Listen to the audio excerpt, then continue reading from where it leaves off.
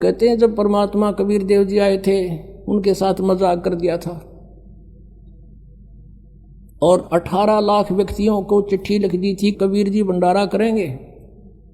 और कबीर जी झोपड़ी में रहा करते, भगवान लीला करते थे कि भगवान बजो मेरे की तरफ, फिर देखना परमात्मा के हाथ। 18 लाख व्यक्ति आगे, श्याम का आटा भी घर पे नहीं था।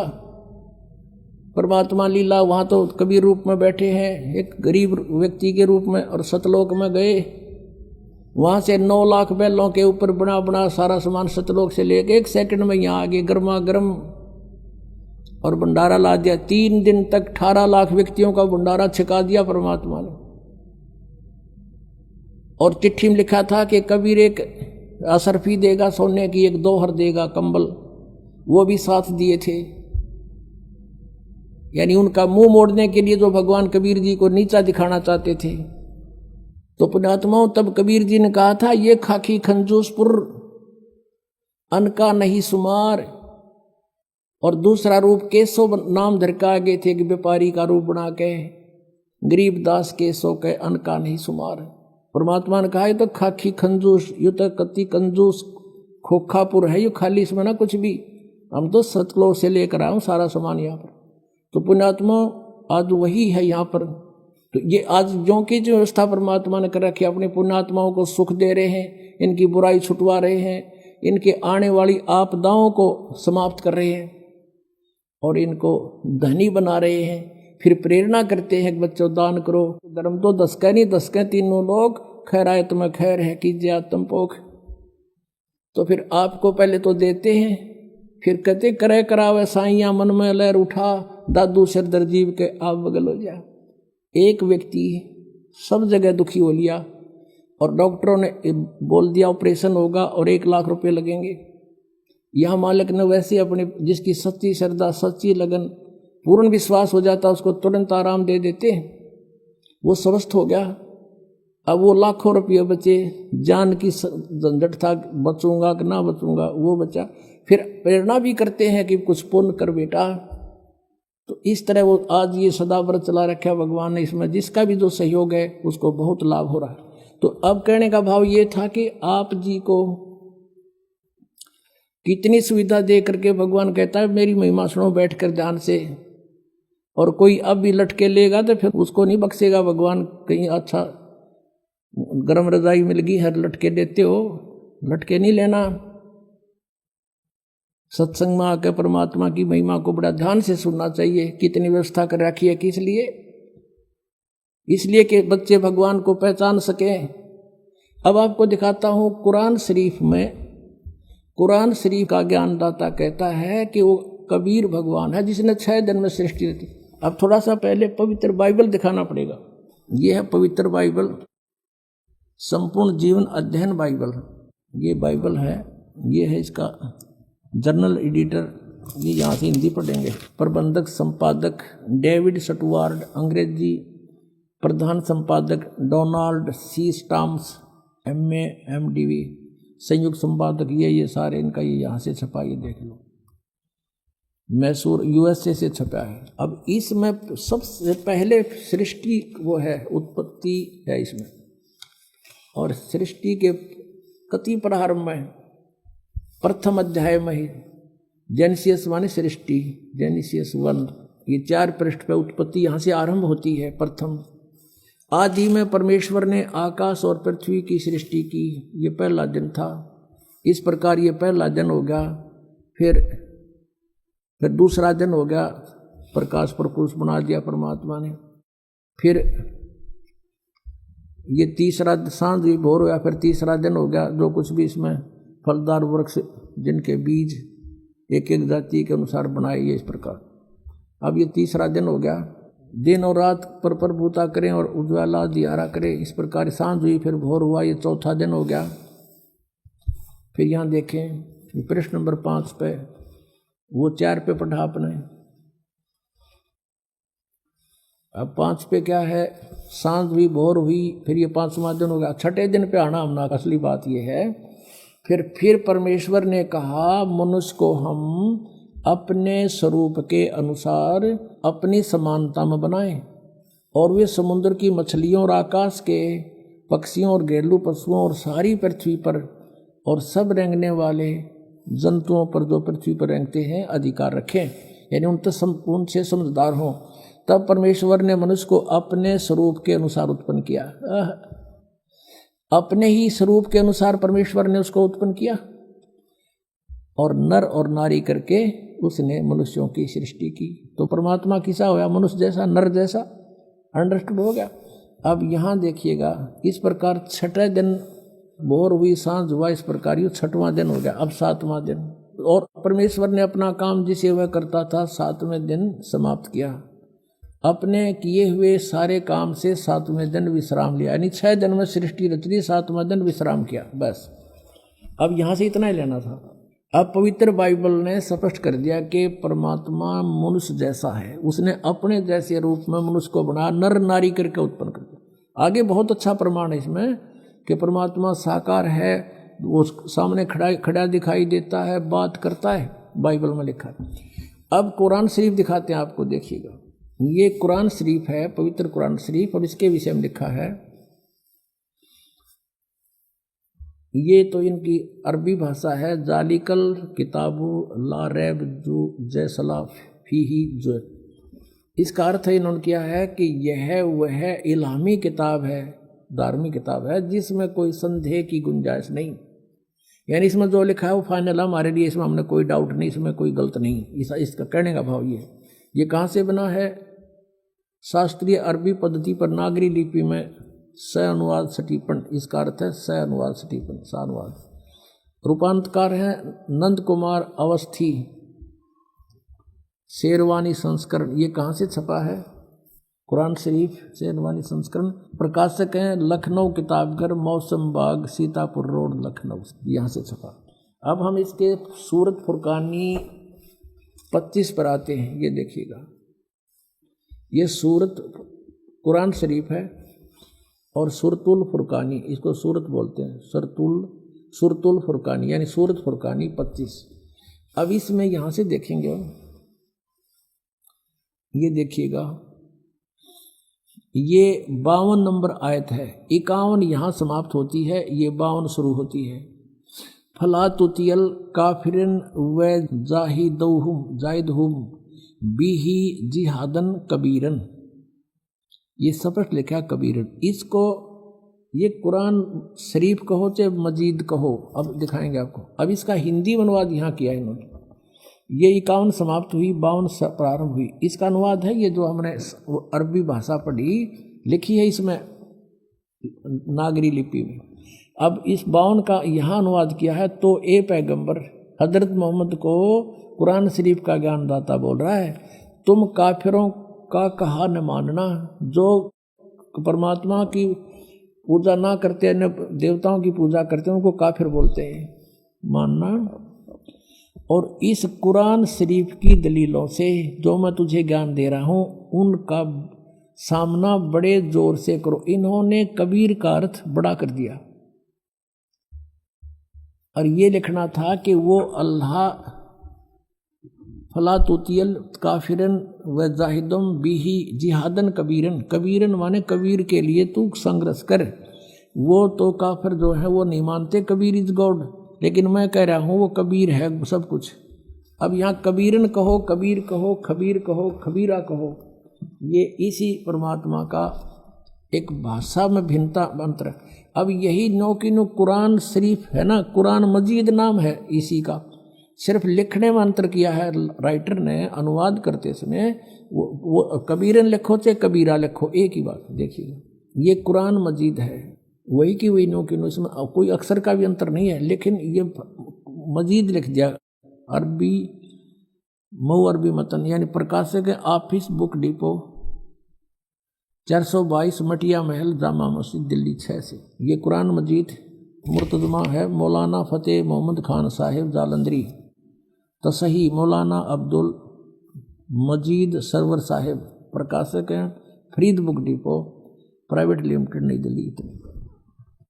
अब इसमें सूरत फुरकानी पर आते हैं। अक्षर का भी अंतर नहीं है इसके अंदर, उतना ही है। सूरत फुरकानी 25 और पृष्ठ नंबर है इसकी, इस पर 570 है, उसमें 604 है। कुरान शरीफ में। अब यहाँ आते हैं नीचे, एज इट इज, इसको नहीं अंतर माड़ा सा भी 51 है, ये 52 शुरू होती है। फला तुतियल काफिरन ने व जिहादुम बिही जिहादन जिहादन कबीरा, कबीरा कहो, कबीरन कहो, कबीर कहो, खबीरा कहो। ये सिर्फ इसमें कबीरा लिखा, उसमें कबीरन लिखा है। अब इसको कबीर कहो, एक ही बात है, इससे तो इतना लेना। अब हम फिर कुरान शरीफ को ही लेते हैं। अब हमने ये जो पढ़ा है ये कुरान मजीद देखा था, अब कुरान शरीफ को फिर लेते हैं, इसका अनुवाद इससे देखेंगे। अब देखो कुरान शरीफ फिर लेते हैं, वो मजीद थी, ये कुरान शरीफ है, और इसके अनुवादक प्रकाशक पहले हमने दिखा दिए हैं। ये सारा लखनऊ किताबघर से ये प्रकाशित है, मौसम बाग सीतापुर रोड लखनऊ से। अब हम इसके आते हैं 604 पृष्ठ पे, 604 पृष्ठ पे, और वही है इस कुरान शरीफ सूरत फुरकानी 25। नीचे आते हैं, ये 52 आयत है। फला तुतियल काफिरन जाहिदुम बिही जिहादन कबीरन, ये कबीर कहो, कबीरा कहो, कबीरन कहो, कंसेप्ट क्लियर हुआ। अब ये क्या कहता है यहाँ पर कि ए पैगंबर, कुरान शरीफ का ज्ञान देने वाला अपने पैगंबर को बोल रहा है, तुम काफिरों का कहा न मानना। वो काफिर नहीं मानते भगवान को, वो तो अन्य देवताओं की पूजा करते हैं।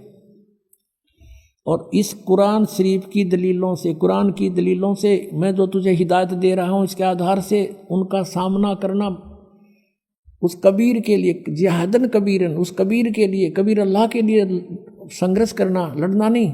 जिहाद का अर्थ लड़ना नहीं होता, संघर्ष करना, उनकी बातों में ना आना, सीधी सी बात है। अब देखो, अब हमने 52 का अर्थ पढ़ लिया।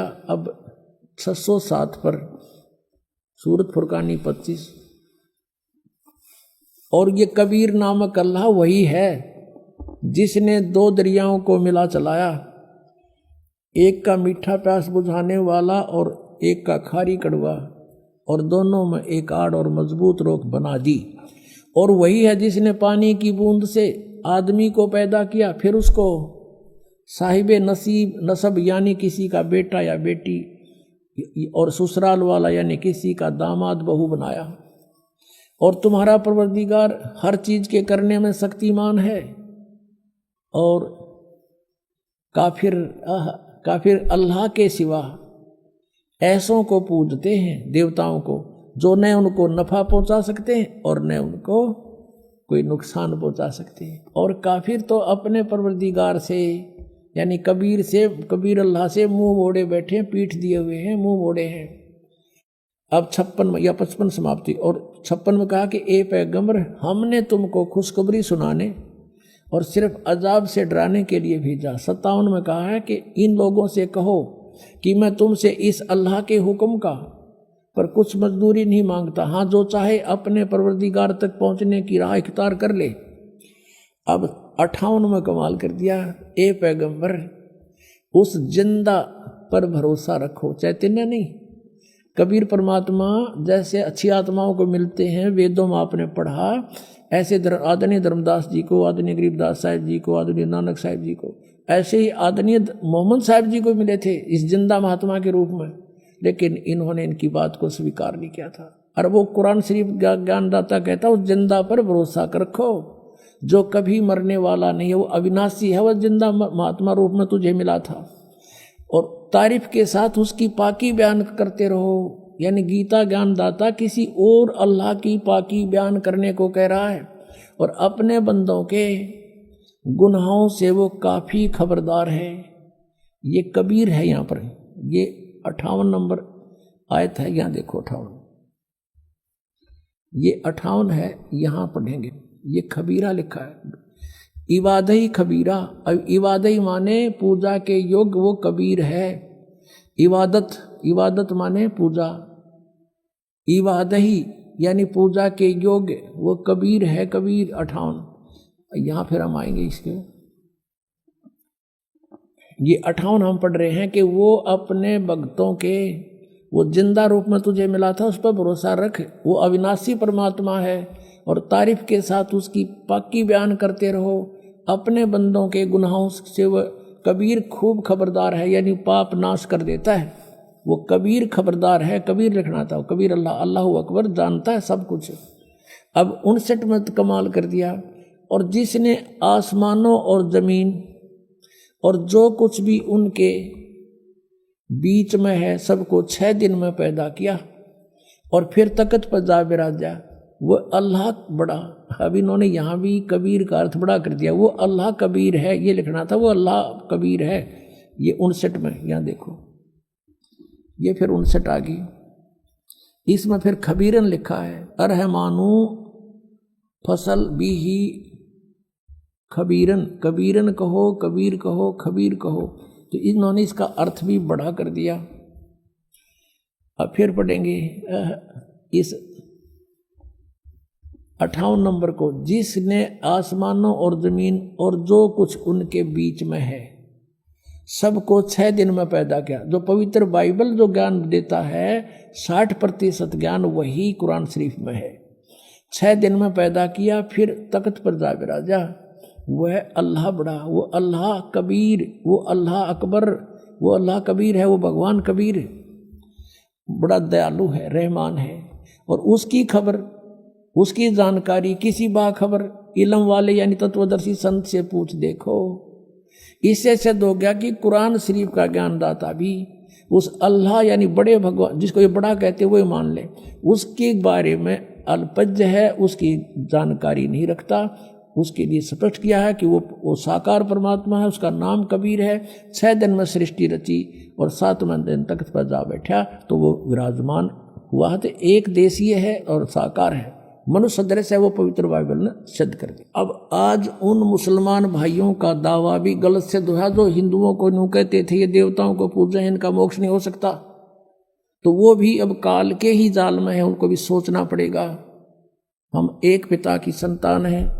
पुण्यात्मा, परमात्मा का पाना बहुत आसान है। ये विश्वास होना कि कौन परमात्मा है, वो क्या स्थिति में है, वो कैसी लीला करता है, उसको पहचानना अनिवार्य है। और कौन सी वे ऑफ वर्शिप है, वो पूजा की विधि क्या है जिससे मोक्ष होगा, वो कौन है, कैसा है, उसका नाम क्या है, उसका प्रमाण क्या है। तो उसका प्रमाण सदग्रंथों में है। गीता जी अध्याय नंबर 16 के श्लोक नंबर 23 में कहा कि अर्जुन, जो शास्त्र विधि को त्याग कर मनमाना आचरण करते हैं उनको, उनकी न तो गति होती है यानी मोक्ष नहीं होता, ना उनको कोई सिद्धि प्राप्त होती है और न ही कोई सुख होता है, यूजलेस। 24वें श्लोक में 16वें अध्याय में कहा गीता जी में कि अर्जुन, इससे तेरे लिए अर्जुन शास्त्र ही प्रमाण है कर्तव्य और अकर्तव्य के लिए। कौन सी करनी चाहिए साधना, कौन सी ना करनी चाहिए। किसी के लोकवेद पर विश्वास ना करना। जैसे इन राधा स्वामी वालों का लोकवेद आपने दिखा दो तो हंसी आवे। इनको ये नहीं मालूम सतनाम खान का है कि पीण का, गाटा जोड़ रखा। सतनाम सार नाम भी वही है, सतनाम भी सार, सतनाम को कहते हैं सतपुरुष भी सतनाम, सार शब्द भी सतनाम, और सचखंड भी सतनाम, और सतपुरुष भी सतनाम। ये जाएंगे सतलोक है। थरा गजब भैया। अपनात्माओं, सृष्टि रचना सुनाने के लिए इतनी भूमिका बनाई थी ताकि आपका ये बात यकीन हो, विश्वास हो कि ये दास जो कह रहा है और परमात्मा ने जो कहा दास वही कह रहा है। एक तो आपने इस तत्व ज्ञान को समझने के लिए जो इस आश्रम में आते हैं, ये निरसंशय हो जाना कि ये दास जो शब्द बोलेगा वो 100% सत्य होंगे। फिर आपको समझने में आसानी हो जाएगी, इस मन का फतूर ना रहेगा। और ये विश्वास दिलाने के लिए कि दास जो बोल रहा है वो सारी सच्ची है, ये प्रमाण दिखाता हूँ। इन प्रमाणों को समझने के बाद फिर आपको ये भी देख लेना कि कहीं कोई ना प्रमाण दिखा पावे दास, और जो शब्द बोलेगा वो प्रमाणित समझ लेना। तो बहुत शीघ्र समझ में आ जाएगी आपके भगवान की ये परिभाषा। अब ये जो सृष्टि रचना जो दास सुनाने चला था, अब बहुत शॉर्टकट में सुनाऊंगा, 5-4 मिनट में, समय अच्छा हो गया है। पुणात्मा, वैसे तो परमात्मा के लिए तो महापुरुषों ने जैसा भी उनके गुरुओं ने बता दिया, शीश देने की तैयारी कर दी, सारा खड़े होकर तप किया, अग्नि के चारों तरफ आग जला के बीच में बैठ के तप किया, घर त्याग दिया, ऊपर को पैर करके साधना की, व्रत भी रखने शुरू कर दिए। जैसे जैनियों में देखो आप, इतने घोर व्रत कराते हैं, उपवास रखवाते हैं, वो भी उनको मंजूर है। एकाधे की तो डेथ भी हो जाती है, लेकिन फिर भी वापस नहीं हटते। तो परमात्मा पाने के लिए हमने समय निकालना चाहिए। और ये कथा परमात्मा की सत्यनारायण कथा है, इसको सुनने से भी आत्मा प्रबल होती है, इससे चार्ज होती है। कुछ पाप इस ज्ञान यज्ञ से नाश होते हैं जो दास आपको सुना रहा है। और पहले हम क्या करते थे, जैसे जब ये ज्ञान नहीं था, पहले VCR चाले थे, और एक VCR का एक नाइट का 100 रुपये चार्ज होता था। 3 कैसेट लिया करते, 3-3 घंटे की फिल्म, और शाम ने चालू कर दिया करते 8 बजे, और चाय बनवाए जाते और पिए जाते हैं, और नवाक पाड़े देखे जाते। भाई पूरे 100 रुपये पूरे कराएंगे, तीनों फिल्म चलाएंगे, 9 घंटे चलाते, और लेना एक न देना दो, बकवाद सारी। और यहाँ परमात्मा की कथा अगर 10-20 मिनट पहले ज़्यादा भी हो जाए तो हौसले से कथा सुननी चाहिए भगवान की, क्योंकि ये अनमोल रतन आज तक किसी को प्राप्त नहीं हुआ। आप पर वर्षा करवाई भगवान ने। और पहले हम सांग देखने जाया करते गांव में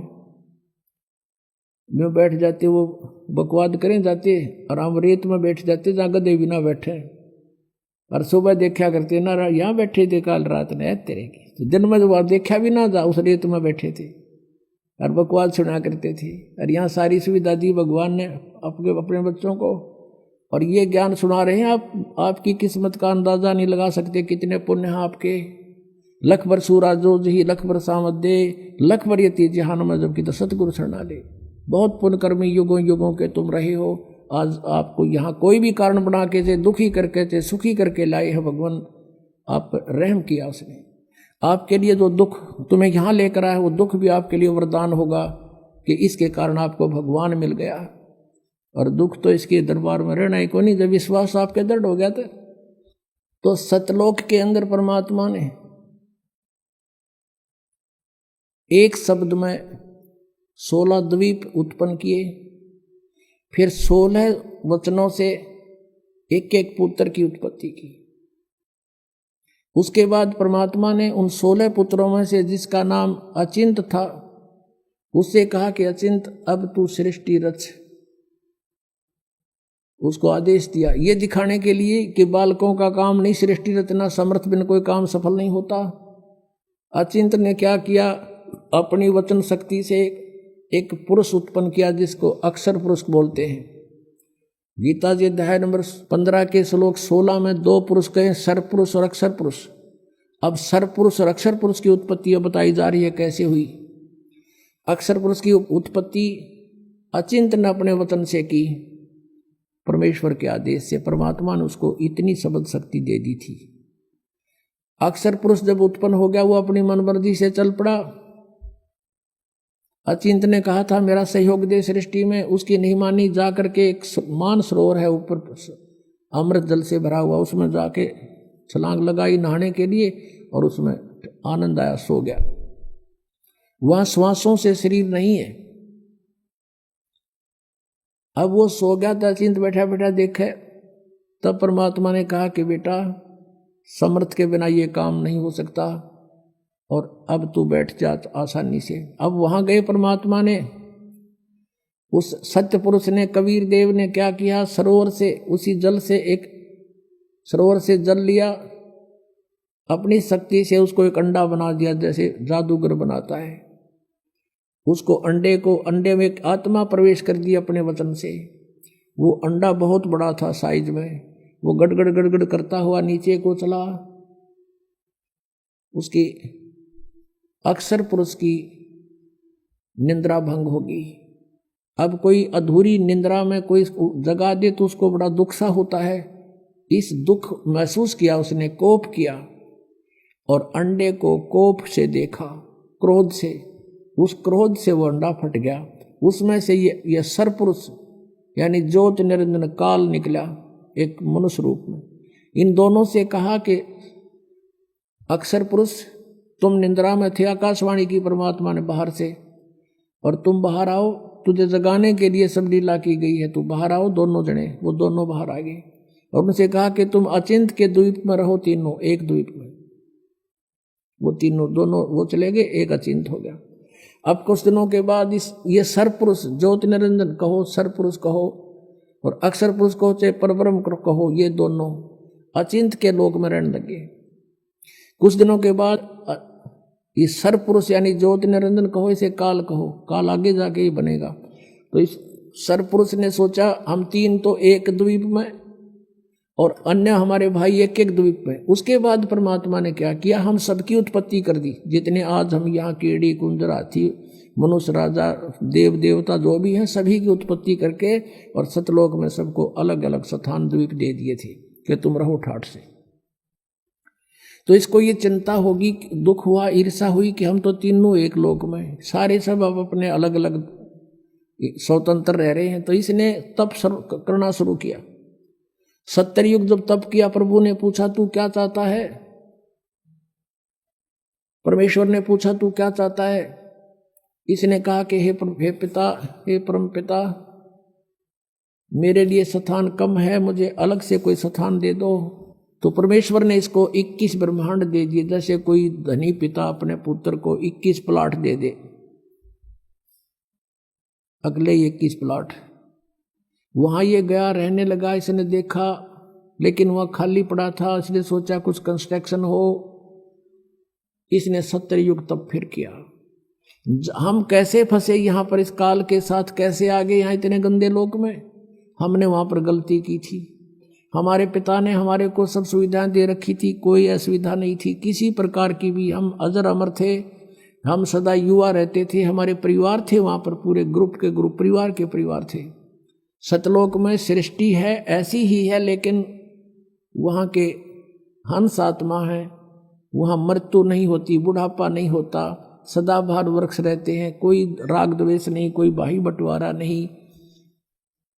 और ये राधा स्वामी वाले जितने भी है सब कहते हैं सतलोक में तो प्रकाश ही प्रकाश है।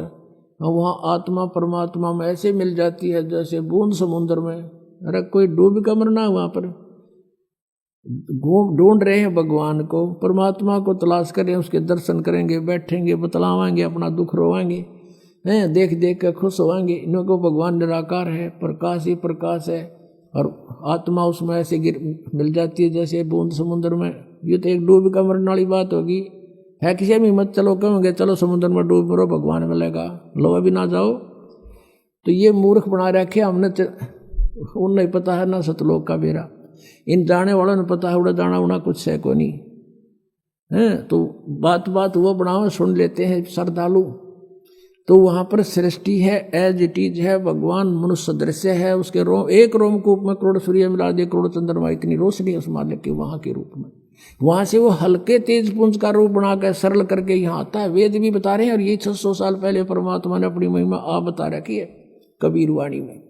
तो वहाँ से वो परमात्मा ने आके खुद बता। तो हम अपने भगवान को छोड़ के, जिसने हमारे को सारा सुख दे रखा था, हम इस पर आसक्त हो गए। यूँ खड़ा होगा तब कर रहा था, और यूँ देखो देखो हो इतने वर्ष खड़ा रहा, हो बड़ा कमाल कर दिया। अब हमारे ये बीमारी वहाँ से लगी थी बुराई। जैसे अब है एक हीरो या हीरोइन, अभिनेता अभिनेत्री अपने पेट के लिए नाचा कूदी, उछलम कूदम मेकअप करते और हम उन पर आसक्त होते हैं। यहाँ एक बरुवाला में या हिसार में कोई एक्टर आ जा, नेता अभिनेता आ जाए और देखे नौजवान लड़के और लड़कियों की लाइन लग जाएगी, हजारों की संख्या में इकट्ठे हो जाएंगे और दूर तो देखेंगे वो खड़ा वो खड़ी, सारे दिन धक्के खा के नो के नो आ जाएंगे। बताओ वो खड़े तर वो खड़ी, तो उन्हें क्या मिल गया? वो अपने पेट के लिए भटक रहे हैं और हम उनको देख आसक्त हो रहे हैं और कहते हैं मेरा फेवरेट वो है ये हीरो फेवरेट। इन फेवरेट ने मार दिया हम, यू हमारा फेवरेट हीरो हो गया वहाँ पर सतलोक में। और परमात्मा ने आकाशवाणी की कि बच्चों तुम इसने ना देखो, मस्त रहो, भक्ति करो, चैन से रहो, इसका कर्म ठीक नहीं है। ये परमात्मा ने इसको मना किया था पर इसने ये माना नहीं। और हमें भी मना किया था कि इसकी तरफ ना ध्यान दो, तुम मस्त रहो, लेकिन हम ऊपर से तो सावधान हो गए पर अंदर से कसक नहीं गई, इसके प्रति कति फिट हो गया। आकर्षित हो गए, अंदर से एक कसक बन गई जबरदस्त। वो तो अंतर्यामी सारी जानते हैं। जब इसने दूसरी बार तप किया तब पूछा भी क्या मांगता है तू? 70 युग तप किया। तब इसने कहा प्रभु मुझे कुछ कंस्ट्रक्शन सामग्री दे दो ताकि मैं कुछ रचना रचूं। परमात्मा ने 5 तत्व और 3 गुण दे दिए कि ले बेटा खेल खिलौनों से। इसने सोचा भी ये भी बना दूंगा, लेकिन जीव नहीं है तो मैं करूंगा क्या? मुझे आत्मा भी चाहिए कि लेगा दिल नहीं लगे। तब इसने 64 युग तब फिर किया। तब प्रभु ने पूछा क्या मांगता है बोल। तूने जो मांगा मैंने सब दे दिया। तब इसने कहा कि मुझे कुछ जीव दे दो, आत्मा दे दो प्रभु। अब परमेश्वर ने कहा कि भाई ये आत्मा नहीं दे सकता तुझे किसी भी सूरत में। हाँ तुझे और प्लाट चाहिए और दे दूंगा ब्रह्मांड 5, 7, 10 चाहिए, ये नहीं दे सकता क्योंकि ये मेरी आत्मा है, मेरे वचन से उत्पन्न हुई है, मेरी हृदय है, ये मेरी आत्मा है, ये नहीं दे सकता। लेकिन एक शर्त है, यदि कोई स्वयं तेरी स्वेच्छा से जाना चाहता है तो जा सकता है, जा पूछ ले। तो हमारे पास आया, जितने हम यहाँ फंसे हुए हैं, हमसे पूछा क्या मेरे साथ तुम चलोगे? अलग से मैंने तप करके अलग से राज्य प्राप्त किया है, वहाँ ऐसे रहेंगे, ऐसे देव बनाऊंगा, महादेव बनाऊंगा, हैं दूधों की नदी बहाऊंगा। अब वहाँ कोई कमी थी हमने, लेकिन बुद्धि भ्रष्ट होगी। हम बोले ठीक है पिताजी आज्ञा दे देंगे तो हम चल पड़ेंगे।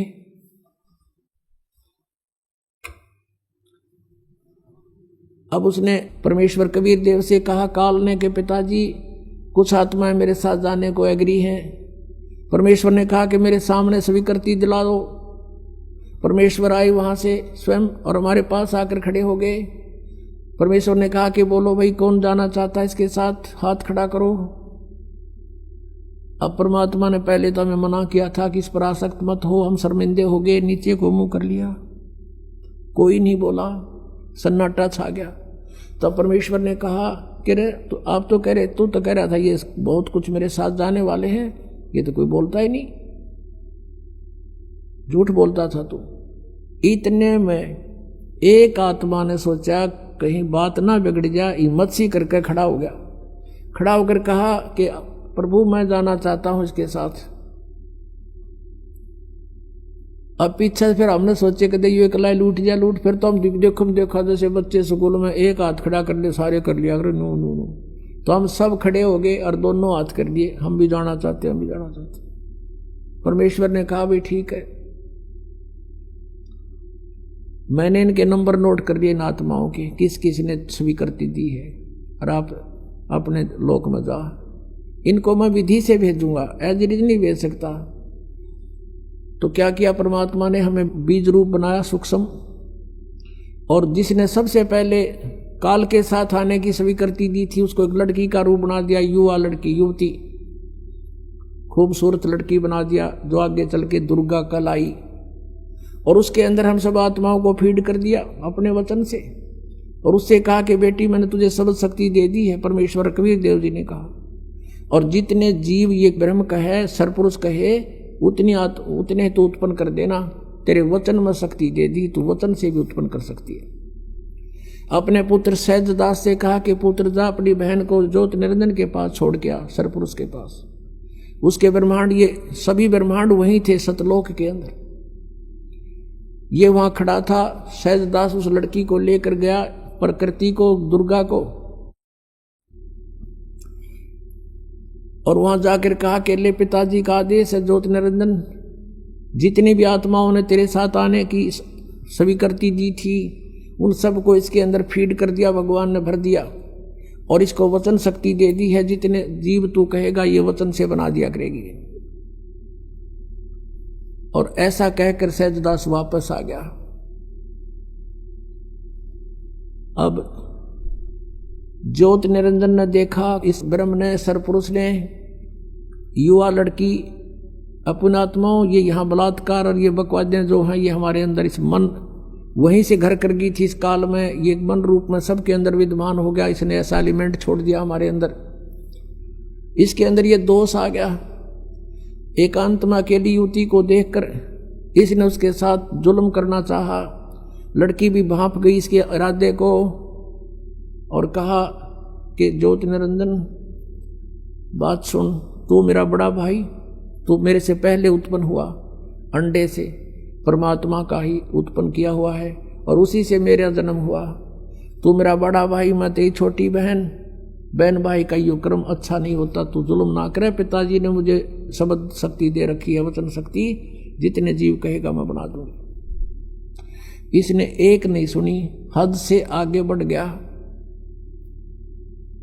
लड़की ने अपनी इज्जत सुरक्षा के लिए कुछ ना पाया तो उसने छोटा रूप बनाया और इसने बकवाद के लिए मुंह खोल रखा था, मुंह के माध्यम से पेट में चली गई। वहां से परमेश्वर कबीर देव अपने पिता से पुकार की, भगवान मेरी रक्षा करो। परमात्मा ने कहा, जोगजीत सहजदास जाओ उसके पास, और परमेश्वर स्वयं आए अपने पुत्र का रूप बना के और कहा, ज्योति निरंजन तूने जुल्म कर दिया।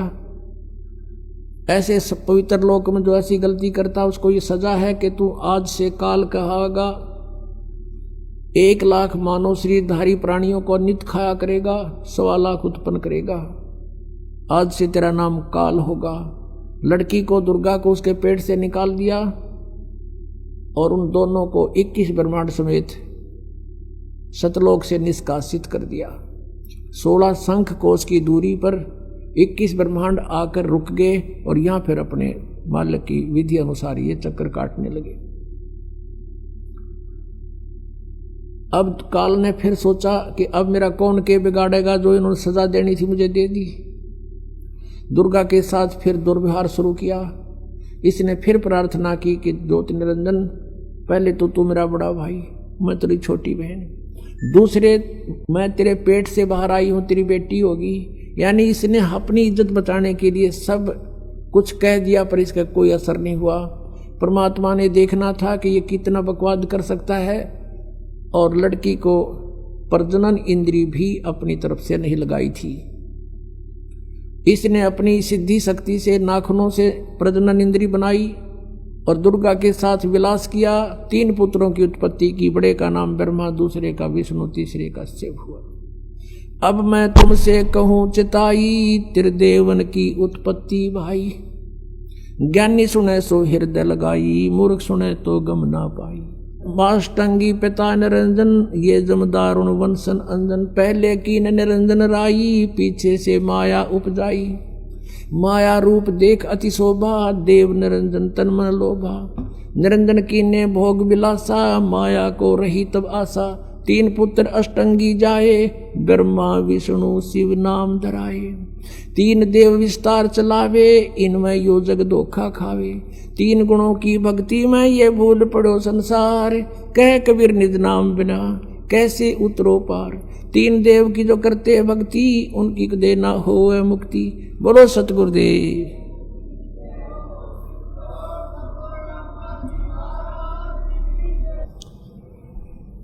परम पिता परमात्मा पूर्ण ब्रह्म सर्व सृष्टि रचनहार कबीर देव कबीर साहिब, ये हम सभी आत्माओं के पिता हैं, हमारे जनक हैं, ये हमारे हितैषी हैं, हमदर्द हैं।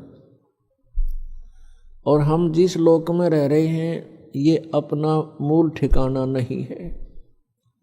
हम यहाँ के वासी नहीं हैं, यहाँ हम सुखी नहीं हो सकते। और जिन आधारों को हम सुख मान रहे हैं, निसंतान सोचता है मुझे संतान हो जावे, मैं सुखी हो जाऊंगा। निर्धन सोचता है मैं धनवान हो जाऊं, सुख होगा। धनवान को सुख सपने में भी नहीं होता। धनवान सोचता है राजा लोग सुखी होंगे, राजा सोचते हैं कि स्वर्ग के देवता सुखी होंगे। देवता सोचते हैं कि इंद्र स्वर्ग का राजा सुखी होगा। इंद्र सोचता है ब्रह्मा विष्णु महेश सुखी होंगे। और ब्रह्मा विष्णु महेश, उनका जीवन देख लो, सुख का सांस नहीं। श्रीमद् देवी भागवत के अंदर स्वयं भगवान विष्णु ब्रह्मा जी से कह रहे हैं, ब्रह्मा जी पूछ रहे हैं कि आप तो सर्वेश्वर हो, आप भी ध्यान क्यों लगाए बैठे हो, किसका ध्यान करते हो, किस देवता की पूजा करते हो। भगवान विष्णु कहते हैं मैं दुर्गा का ध्यान करता हूँ, देवी का, शक्ति का, और मेरे विचार में, मेरे जानकारी में इससे बड़ी कोई शक्ति नहीं, इससे बड़ा कोई प्रभु, कोई देव नहीं। और मैं अधिकतर तप करता रहता हूँ। तप करने से फुर्सत मिलती है तो मैं फिर ज़्यादातर राक्षसों को मारने के लिए युद्ध करता रहता हूँ। थोड़ा बहुत सौभाग्य मिलता है, कुछ समय मिलता है, कुछ देर लक्ष्मी के पास रह पाता हूँ। इससे सिद्ध है कि ब्रह्मा विष्णु महेश सुखी नहीं। तो पुण्यात्माओं, आप यहाँ सुख की चाह करते हो, ये भूल पड़ी है आपके। परमात्मा कहते हैं तन दर सुखिया कोई न देखा, जो देखा सो दुखिया हो। उदय अस्त की बात करते हैं, मन सबका किया विवेका हो, सबका किया विवेका हो। तन दर सुखिया कोई न देखा, जो देखा सो दुखिया हो। उदय अस्त की बात करते हैं, मन सबका किया विवेका हो, सबका किया विवेका हो। भाई घाटे बाधे सब जग दुखिया, के गृहस्थी बैरागी हो। घाटे बाधे सब जग दुखिया, के गृहस्थी बैरागी हो। सुख देव ने दुख के डर से, गर्भ में माया त्यागी हो, गर्भ में माया त्यागी हो। तंदर सुखिया कोई न देखा, जो देखा सो दुखिया हो। उदय अस्त की बात करते हैं, मन सबका किया विवेका हो, सबका किया विवेका हो। भाई जंगम दुखिया योगी दुखिया, तपस्वी को दुख दूना हो। जंगम दुखिया जोगी दुखिया, तपस्वी को दुख दूना हो। आशा तृष्णा सब में व्यापे, कोई मैल ना सुना हो। तंदर सुखिया कोई न देखा, जो देखा सो दुखिया हो।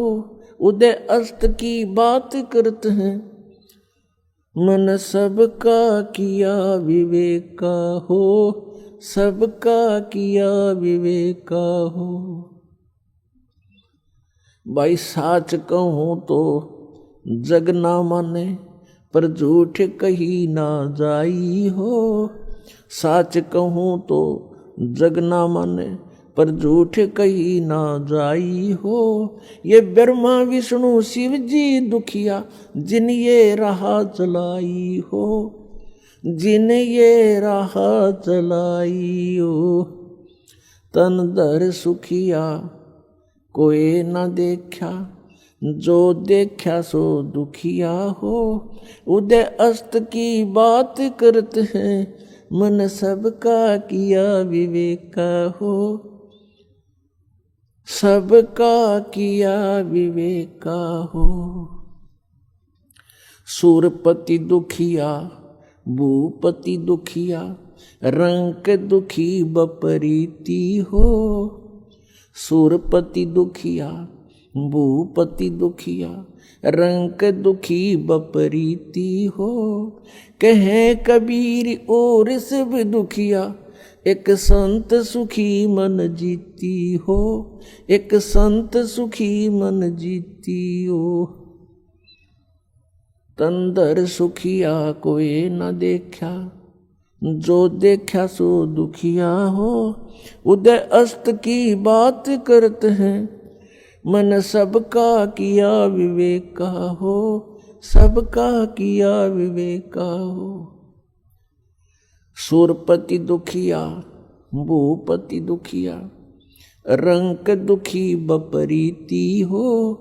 सुरपति दुखिया भूपति दुखिया, रंक दुखी बपरीती हो, कहे कबीर और सब दुखिया, एक संत सुखी मन जीती हो, संत सुखी मन जीती हो। तन धर सुखिया कोई न देखा, जो देखा सो दुखिया हो, उदय अस्त की बात करते हैं, मन सबका किया विवेका हो, सबका किया विवेका हो। परमात्मा हमें याद दिलाते हैं कि पुण्यात्माओं, तुम काल के जाल में फंसे हुए हो और जिस सुख को तुम छोड़ आए हो सतलोक में, उसको तुम यहां खोज रहे हो।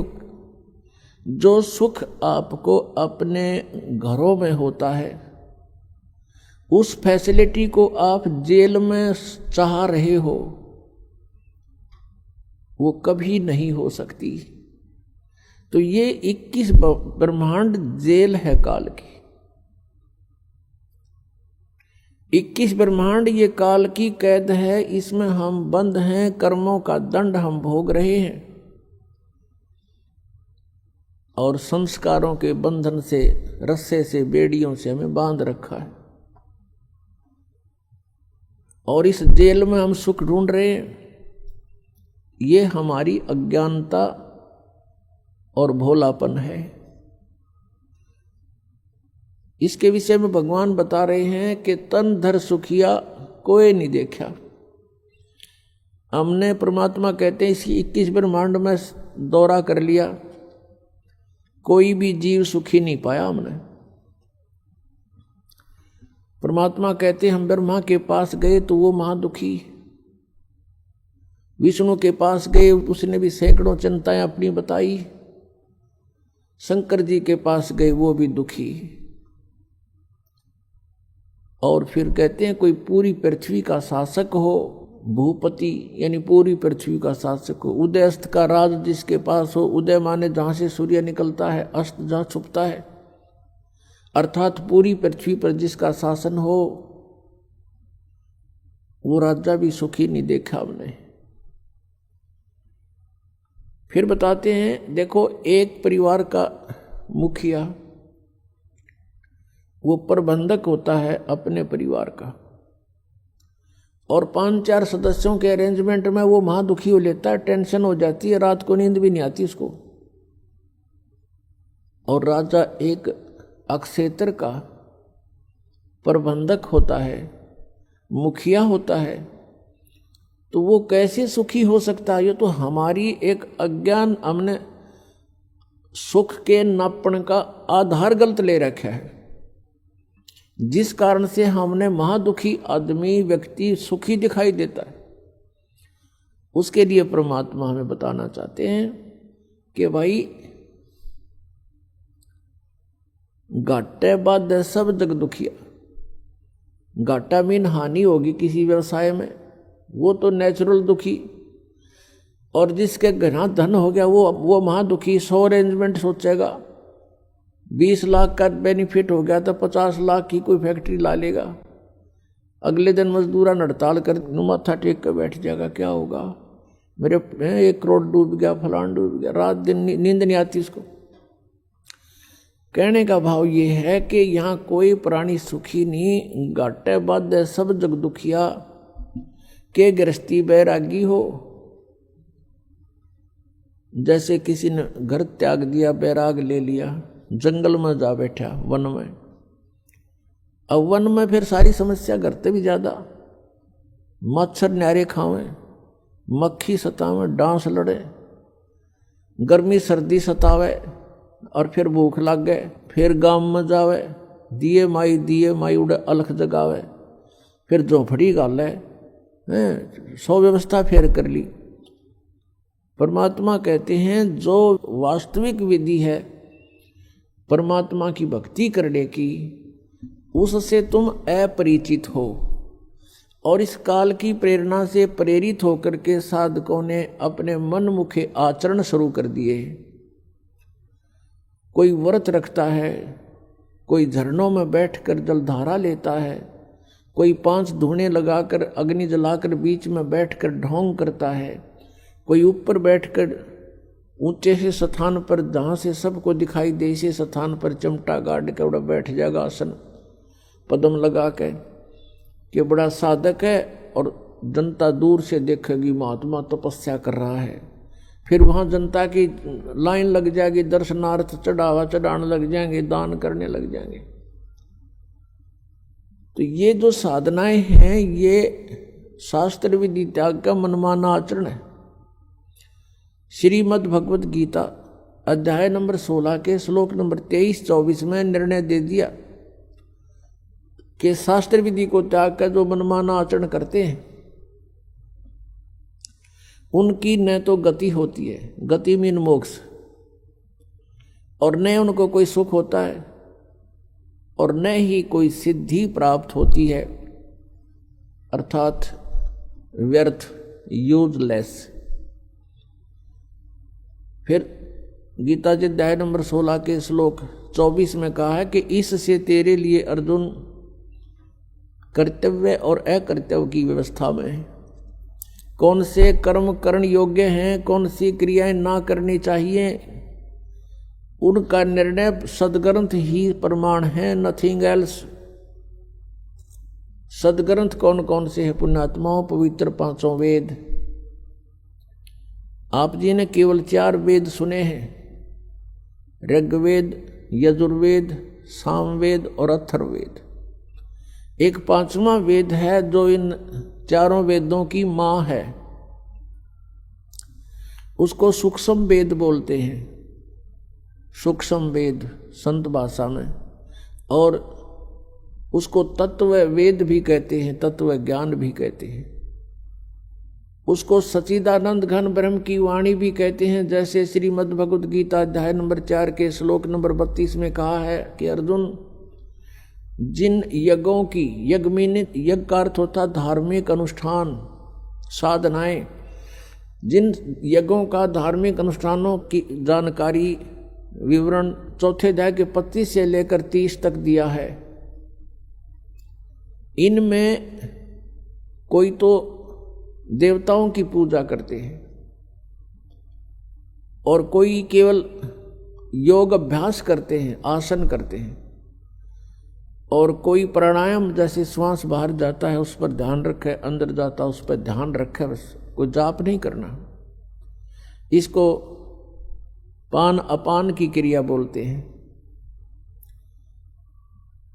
और कुछ प्राणायाम करके अपना श्वास सूक्ष्म करके ध्यान लगाने का चेष्टा करते हैं, कुछ स्वाध्याय करते हैं, कुछ तीक्ष्ण अहिंसावादी व्रत रखते हैं, जैसे मुंह पर पट्टी बांध ली, नंगे पैरों घूमना, झाड़ू सी लेकर, कुछ ऐसी साधनाएं करते हैं, कुछ स्वाध्याय ही करते हैं, नित्य कोई पाठ कर लिया किसी भी धर्म ग्रंथ का। तो परमात्मा कहते हैं कि ये जो साधनाएं हैं, सभी साधक अपनी साधनाओं को पाप नाशक जानते हैं। वो ये सोच रहे हैं हम जो साधना कर रहे हैं ये हमारा पाप नाश करेंगी, पाप नाश होने से ही परमात्मा मिलेगा। फिर बताया 4 अध्याय के 32वें श्लोक में गीता जी में कि इस प्रकार की धार्मिक अनुष्ठानों की जानकारी विस्तार के साथ ब्रह्मण मुखे यानी सच्चिदानंद घन ब्रह्म की वाणी में, यहाँ 4 अध्याय के 32वें श्लोक में अनुवादकर्ताओं ने अनर्थ किया है, शब्दों के अर्थ ठीक नहीं किए। ब्रह्मणे मुखे का अर्थ इन्होंने किया है वेद की वाणी। ब्रह्म का अर्थ वेद नहीं होता, ब्रह्म का अर्थ प्रभु होता है, परमात्मा होता है। और ब्रह्मणे का अर्थ होता है बड़ा भगवान यानी सच्चिदानंद घन ब्रह्म। जैसे वेद तो विधान है प्रभु का और ब्रह्म परमात्मा है। यदि कोई राजा का अर्थ संविधान करता है किसी प्रकरण के अंदर तो उसको ज्ञान नहीं है, वो मूर्ख है बिल्कुल। राजा तो एक प्रबंधक है, मैनेजमेंट करने वाला है, कंट्रोलर है। उस वेद संविधान उसका कानून है, उसमें कानून लिखा को ऐसी गलती करेगा तो ऐसी सजा होगी, ऐसी करेगा तो ऐसी सजा होगी। ऐसे ही ब्रह्म तो प्रभु है और वेद उसका विधान है। तो यहां इन्होंने अर्थ गलत कर दिए। ब्रह्मणे मुखे का अर्थ है सच्चिदानंद घन ब्रह्म की वाणी।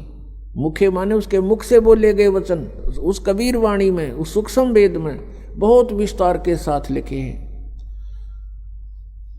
और उस ज्ञान को चौथे अध्याय के 34वें श्लोक में कहा कि वो तत्व ज्ञान है। उस तत्व ज्ञान को तू तत्वदर्शी संतों के पास जाकर समझ। इससे सिद्ध है कि गीता ज्ञानदाता भी उस सूक्ष्म वेद से परिचित नहीं है। तो इससे यह भी सिद्ध हुआ कि सूक्ष्म वेद की जानकारी श्रीमद् भगवद गीता में नहीं है। ऐसे ही पवित्र चारों वेदों का वक्ता ब्रह्म कहा जाता है। ब्रह्म यही ज्योति निरंजन जो जिसने गीता बोली श्री कृष्ण जी में प्रवेश करके। ऐसे ही उसने वेदों को परमात्मा की दया से उसने एकदम बाहर निकाले थे, फिर उनको स्वयं पढ़ा, फिर स्वयं पढ़ करके उसको अन्य ऋषियों को अंदर प्रवेश करके उसने ये ज्ञान बोला।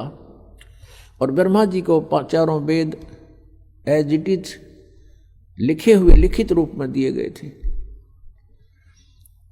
तो पुण्यात्माओं, यहाँ पर बहुत सी ऐसी धारणाएं होती हैं क्योंकि हम आध्यात्मिक ज्ञान से अपरिचित हैं और जिस कारण से हम इन बातों को स्वीकार करने को तैयार नहीं होते। इन माइंडलेस मैन जो थे, महर्षि को आया करते थे, जिनको ज्ञान कति नहीं था, वो कहते हैं कि सृष्टि के प्रारंभ में कागज कहाँ से आगे, लिख कैसे दिया, आदमी कहाँ से आगे फिर प्रारंभ में। कहते हैं व्यक्ति तो भगवान ने उत्पन्न कर दिया, फिर एक कागज उत्पन्न करते भगवान कह के माठ लग जाएगी। ऐसी बेतुकी बातों पर जीव को अड़ा कर रख दिया। तो इस प्रकार हमने आत्म ज्ञान को समझने के लिए अग्रम अग्रम छोड़नी पड़ेगी। हमारे अंदर यह भावना आ जानी चाहिए भगवान जो चाहे सो कर सकता है। एक वचन में सब ब्रह्मांडों की रचना कर सकता है, एक सेकंड के अंदर सबका विनाश करके इनको तय करके रख सकता है, और दूसरी सेकंड में एज इट इज कर सकता है। जैसे आप बैठे हो एज इट इज न्यू का न्यू वहीं से शुरू करवा दे आपके जीवन को। इसका नाम समर्थ शक्ति परमात्मा कबीर देव है। मौला थल से जल करे और जल से थल कर देत, हे साहेब तेरी साहेबी अब श्याम को हुक सवेत। परमात्मा सब कुछ कर सकते हैं। जब तक आपके मन में ये खरपतवार भरा पड़ा है, खुरापात भरे हैं, ऐसा नहीं हो सकता वैसा नहीं हो सकता, तो आप इस अध्यात्म ज्ञान को नहीं समझ सकते, फिर आपका प्रयत्न व्यर्थ होगा। पुण्यात्माओं, श्रद्धालु की श्रद्धा ब्लाइंड होती है, वो ब्लाइंड फेथ करता है और ऐसे ही करना चाहिए। लेकिन उस श्रद्धालुओं की श्रद्धा का, उस स्वभाव का जो एक श्रद्धालु के अंदर होता है, वो ब्लाइंड फेथ करता है अपने गुरुओं पर, ऋषियों पर, जो वो बताते हैं, टीचर्स पर, जो टीचर होते हैं आध्यात्मिक टीचर। और उन्होंने श्रद्धालुओं ने इन अज्ञानियों को महर्षि, मंडलेश्वर और परम धड़ी मान लिया, सतगुरु समझकर उन पर विश्वास कर लिया, उन्हें जो वचन कहे धार लिए, सरोधार्य कर लिए। वो दुरुपयोग किया उन्होंने। अभी तक मूर्ख बना रहे हैं, उनको खुद ज्ञान नहीं, श्रद्धालु उनके पीछे लगे हुए हैं।